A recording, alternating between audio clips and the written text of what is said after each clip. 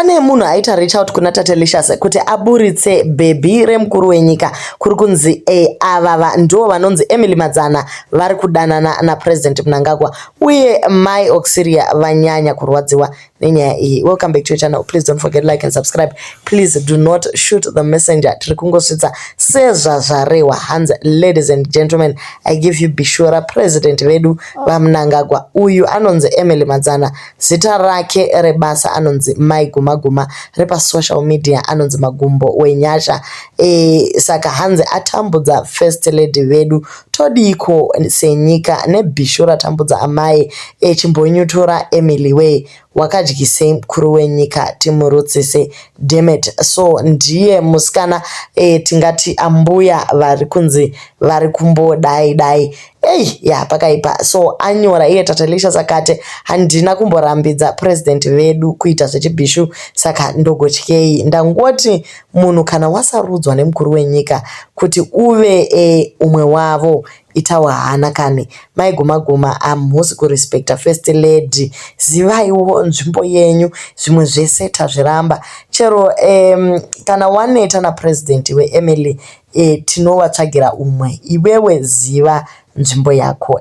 Emily Madzana uyu ari kunzi akavakirwa mansion inotyisa kumasvingo uko yata atacha kwekutanga uko iri kunzi itori hotera chayo 5 star. Asi azoita reach out kuna Tatelicious aona kuti anyanya kuita viral abva ngoti ngaise matambo ndakuziva nzvimbo yangu handisi kuzombova problem mu life uma first lady zvachose. Ataura akati haana kungowana zodzo racho muzuva ranhasi asi akatombotanga achitsvaira ku Teachers College kumasvingo ikoko. Mwari ndobva vazomuloketa. Ndo mashoko ake kuti akazoloketwa ngeGrace.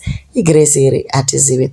Alright, ndokubva azovakirwa imba iyo mansion. Vana Jackie Ngarande vakatomboindako vakati hey guys, if you know heaven on earth iri kuno kwaMagumbo wenyasha ndiye ane mansion inoshamisira mumasvingo mese. Aiwa vanhu vese vari kumusaluta musikana ari kunofamba zvakare nebusiness class anoenda kuDubai kumashopping nezvese zvakadaro. So atizotaura akati aiwa haachazombonetsi zvakare mufirst family. Vamwe vari kuti Tatelicious waibata sei iyo. Unotoona kuti aiwa pane munhu ari nechemukati adecide kuti nyaya ibude via Tatelicious kuti maybe mama vagone kusununguka. Munhu anenge akunetsa wopedzera wangoti aiwa ini ndaneta zviri nane achingozara ake social media. So azotaura iye akati imba iyi ufunge haina kumbotora nguva zvekudaro kuvakwa, yakangonzi kavara ichibva yangosumudzwa in 2 weeks yanga yatopera. So vatozoita 1-on-1 naTatelicious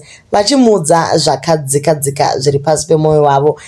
Queen vazoti inini ka ndazodecide kuti aiwa handingamborambidzi baba venyika kuti vadye noriva asi tiri kungoti susu munhu ngaasave anoita kuti nyika isvike pakushota kachikafu. Movakigwa mosumudzirwa imba napresident. Vanzi ivo hatingavati zvakare first lady, vanonzi first mufambidzani wemukuru. Ya pakaipa. So hatigone zvakare kushandisa vara rekuti bishu nekuti vari kudziisa ka mukuru wenyika. Imi zvinhu zvacho zvakaoma.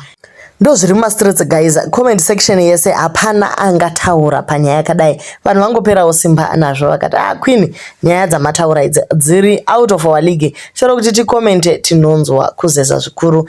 Do leave your comments on what you think about nyaya yedu iyi. Inototyisa. Chero inini comment chaiyo handitorina, but what I can simply say is as a leader you need to be exemplary. Nekuti vakomana vadiki ava vanozonetsa kutsiurika kana vakaziva ma issues akadai.